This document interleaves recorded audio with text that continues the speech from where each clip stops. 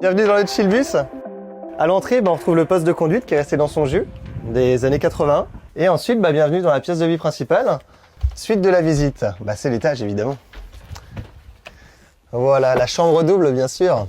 C'est la meilleure vue du bus aussi.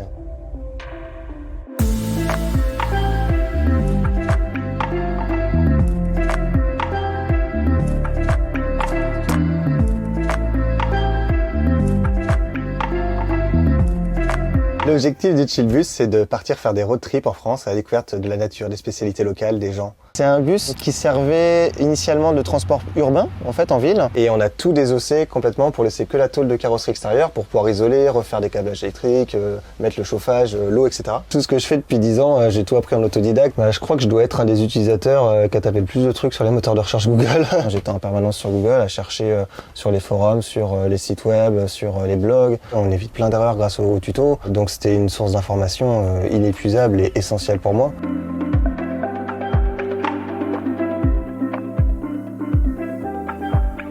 Ma recherche la plus touchante, je dirais, avec Google, c'était quand j'ai retrouvé des photos du bus dans les années 80. J'avais tapé sa plaque d'immatriculation, Leyland, Olympian, la marque, et j'ai réussi à retrouver des images des années 80, quoi. Il y a forcément cette notion de durable qui a été prépondérante pendant tout le temps des travaux. Par exemple, les marches là d'Axatara, c'est des planches de skate recyclées. Ce système de douche, donc c'est un système de recyclage d'eau qui a été conçu par un sous-traitant de la NASA pour les prochaines missions sur Mars. Je veux faire visiter vraiment toute la France à mes passagers. Là, je commence dans les Hauts-de-France, en Bretagne. Le week-end prochain, je pars faire un road trip sur la Côte d'Opale. Je suis sur un outil que j'utilise beaucoup pour mes road trips qui s'appelle My Maps sur Google.